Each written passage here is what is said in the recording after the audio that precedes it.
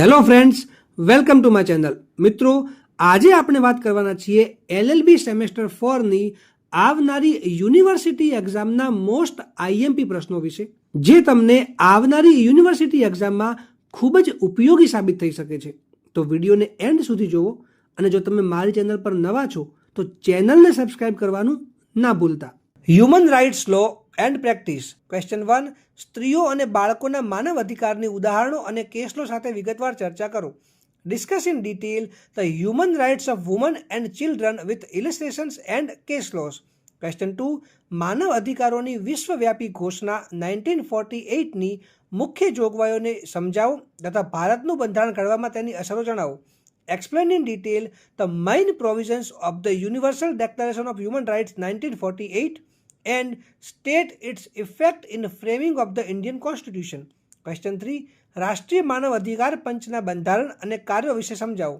Explain about Constitution and functions of National Human Rights Commission.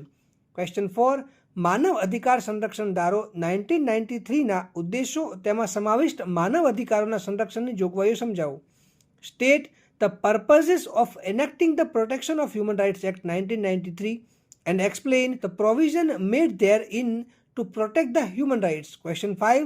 ભારતની ન્યાયપાલિકા માનવ અધિકારોના ચાર્ટરને બંધારણમાં વાંચે છે.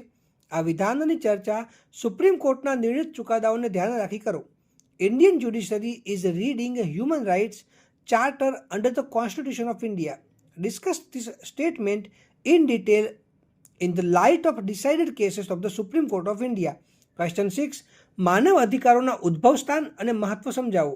Explain source and significance of human rights. Question 7. ટૂંક નોંધ લખો, એટલે કે right short notes. A.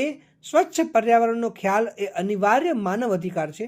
Concept of clean environment is an inevitable human right. B. માનવ અધિકારોનું ઉલ્લંઘન અને આવા કિસ્સામાં ઉપલબ્ધ ઉપાયો. Violation of human rights and the remedies available in such cases. C. આરોપી અને કેદીઓના માનવ અધિકાર. Human rights of accused and prisoners. અને ડી. હવાલાતમાં હિંસા, કસ્ટડિયલ વાયલન્સ. મિત્રો, જો તમને કોઈ બીજો પ્રશ્ન હોય તો તમે કમેન્ટ સેક્શનમાં મને પૂછી શકો છો, અને આ વિડીયોને લાઈક કરો, વધારેમાં વધારે શેર કરો, અને મારી ચેનલને સબસ્ક્રાઈબ કરવાનું ના ભૂલતા.